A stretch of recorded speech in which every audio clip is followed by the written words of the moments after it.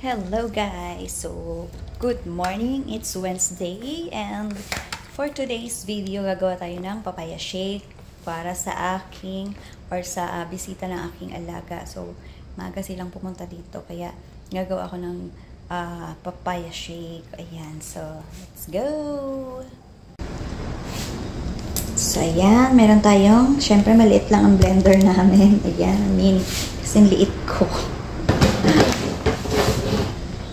Saksak muna natin ito. And then, meron akong papaya dito. So, hiniwa ko na siya kahapon. Galing sa aming puno. So, fresh from our farm. Sa aming likod ng bahay. Hiniwa ko na siya, guys. Para hindi na ako pahiwa-hiwa every time na mag-shake ako. And, ang aming lagayan. So, tatlong cup lang yung gagawin ko. Para, malamig kasi, so ayoko. Kakakain ko lang ng breakfast. And malamig pa to sa tiyan. Sila okay lang sa kanila. Carry nila yan. So, kamusta ang ating mga buhay-buhay tiyan? Hello everyone! Magandang buhay! Ilang day. So, lagyan lang tayo ng papaya. Hindi ko naman siya dadamihan masyado kasi pag sobrang dami ng papaya, nagiging malapot siya. And mabilis siyang parang nagpo-frozen siya. Parang ganun. Kunti lang ilagay kong papaya. Kasi tatlo lang naman sila. More on milk. Fresh milk yung gagamitin ko para mas masarap kasi pag fresh milk.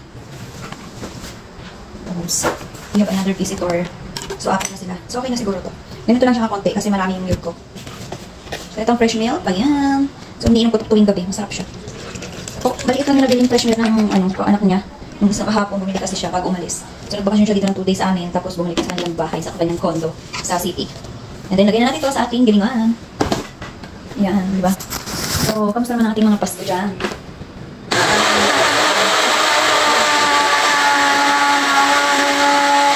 So, ayan. Kasi tapos na. So, ganito siya. Katabi niya kasi is fryer and rice cooker. So, katabi niya is 10. Yan. Alright. So, ganito.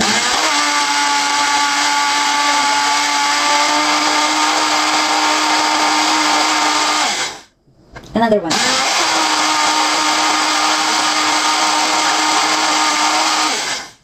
Correct. What's it out? Tani siya. Here you go. Ayan. So, sabi ng alala ko, medyo mating pa daw isa. Kaya nakita ko na siya. Sabi ko, I know. Di ko alam ko. Sabi ko, what's it out? O, diba? Okay. Alright. Look at this, guys. So, ano siya talaga? Pinong-pino yung pagka-shake niya. Wala siyang buo. Ayan.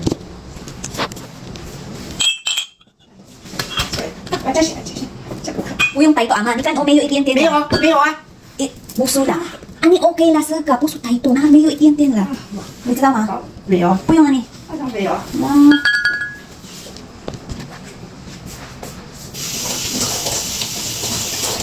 Gusto niya malalaking mug, hindi nakakasya tong gatas.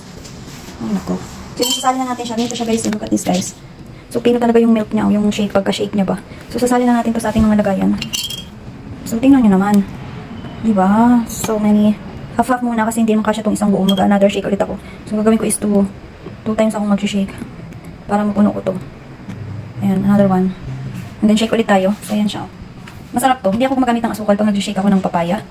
Matulis na siya. Pag matamis na yung papaya, huwag na kayong gumamit guys ng sugar. Lalo kung gatas to. Kasi hindi maganda ang sobrang daming sugar sa katawan. At least ito fresh siya. Hindi ma-sugar pero matamis. Kung gusto ko niyo naman carry na walang sugar, mag-honey na lang kayo. So, kung namamahala naman kayo sa honey, it's up to you. Maglagay kayo ng sugar. A little bit okay lang.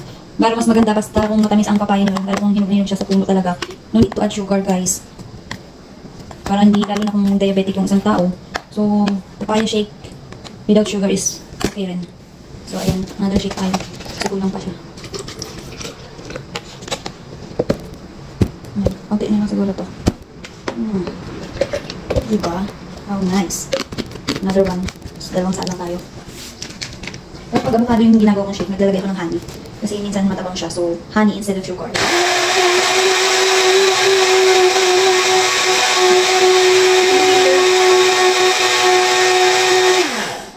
One more.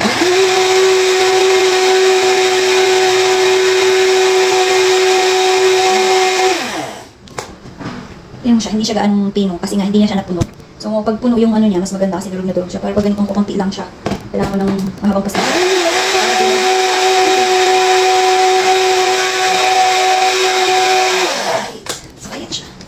So, ilagay na natin. Parang puno na natin itong baso natin. Ayan siya. Alright. There you go. There you go. Here, another one. So, gusto ng alaga ko yung asin punong-puno, yung tipong aapaw na sa baso. Ganyan siya. Gusto niya na feeling good ang kanyang mga bisita. So, for today, kasi vegetable din ang aking alaga, so hindi rin ako magluluto.